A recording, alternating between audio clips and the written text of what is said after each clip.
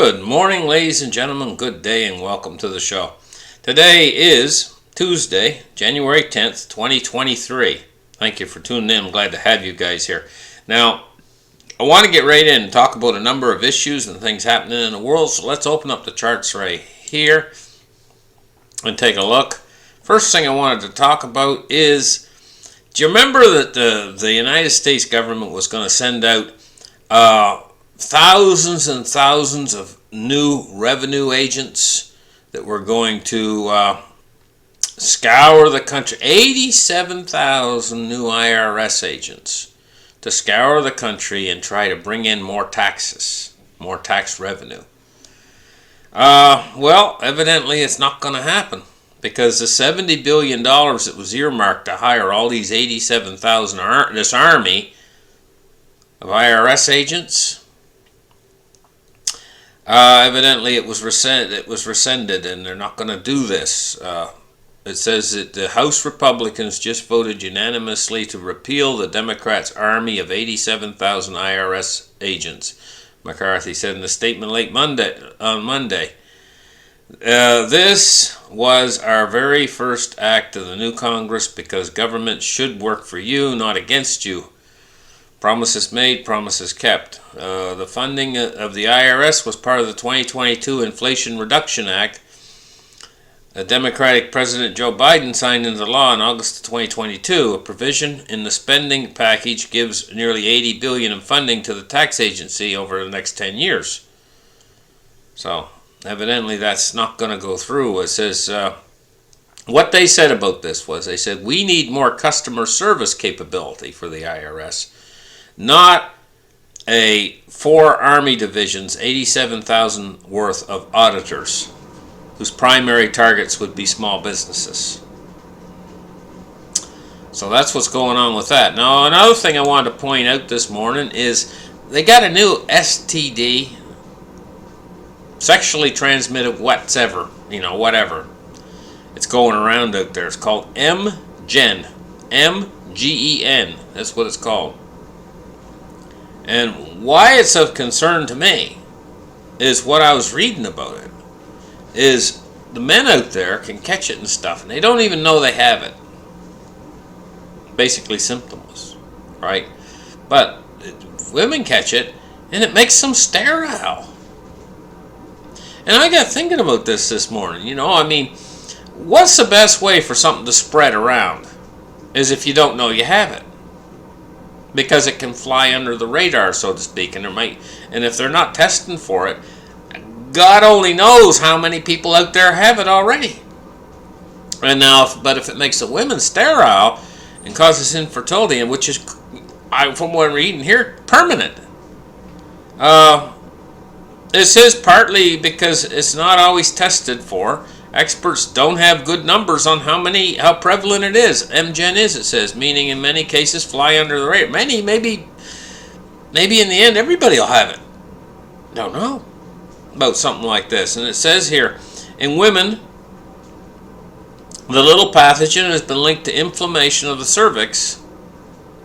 It says, for men, the risk of the disease is higher, which usually manifests in the inflammation of the urethra, but can also result in infertility.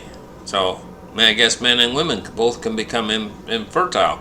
It says experts aren't sure why MGen seems to sterilize some people, but it appears to be permanent. Permanent sterilization.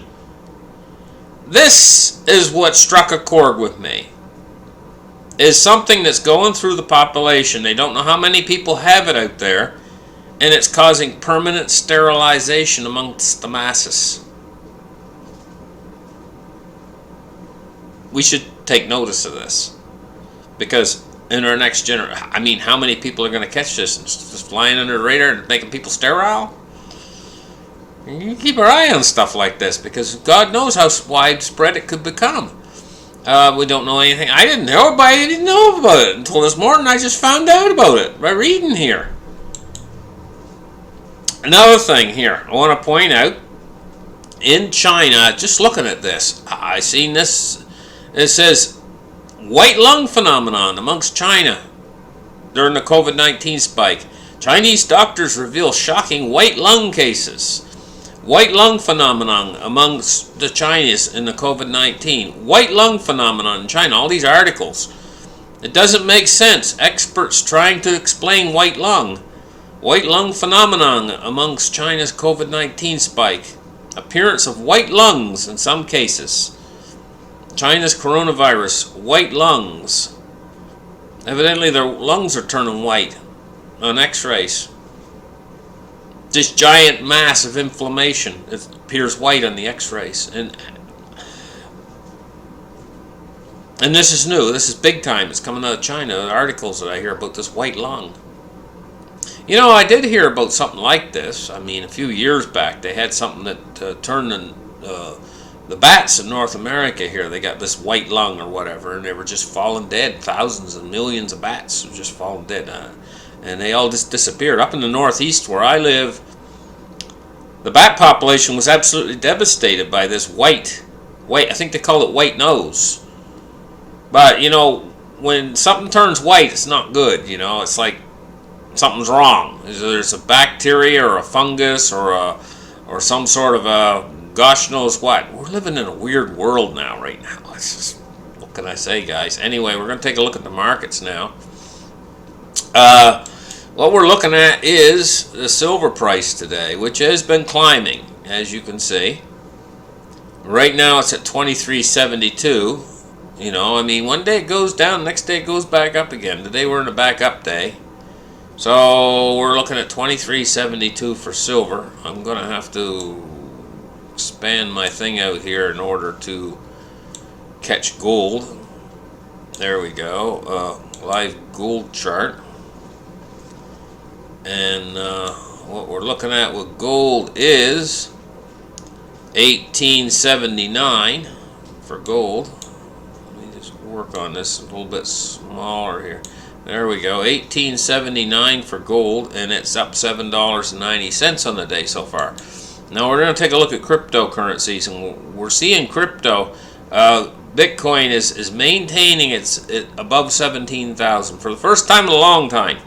17,342. So we were in the 16s for a long time. Now we're back in the 17s, and it seems like it's maintaining it. You know, in the same way with Ethereum, it's above 1,300, 1,336. So crypto's caught a little bit of a bid in the last few days. Let's see if it can continue to maintain it. Taking a look at Dow Jones Industrial Average, it's up 85 points on the day at 33,602. And like I say, the fact that crypto's up could be a little bit of a canary in a coal mine that the markets might actually turn up. In other words, a leading indicator. So the market today is up 85 points at 33,602. Let's take a look at S&P. And the S&P is up 11 points at 3,903. Now let's take a look at crude oil at 74.85, and it's up 22 cents. Now one of the things I saw today is if the Chinese economy bounces back fully, it could send crude oil spiking higher, as high as $140 a barrel, or double the price it is now. So if you're paying $3 and change at the pump right now per gallon, you could be paying over $6 per gallon consistently if crude oil spikes higher. And could be caused by China coming back online. Everything's starting to function again with China. They got tremendous demand, they have, for crude oil. Insatiable. Especially when they get into production of a lot of these useless goods that we buy from them that have crude oil in them, but they break as soon as you use them. You know, like plastics and things. Plastics and things like that are full of crude oil, and they end up in our garbage bin, especially in toys. I mean, just toys are full of crude oil. You didn't know that. All the plastics, toys are primarily made out of plastics, and the plastics are primarily made from things that are derived from crude oil, petroleum products. And they always end up in the garbage in the landfill. Tons and tons and tons every year. Because the children in North America are completely oversaturated with toys. Toys, lots of toys. And they're all plastic. So plastic fantastic, you know. I mean, I mean, okay, they're fun to play with for the kids, but you know, it still ends up in the landfill and it's an awful lot of wasted crude. But you know, the earth and their crude oil, Saudi Arabia's got enough crude to last for a long time yet.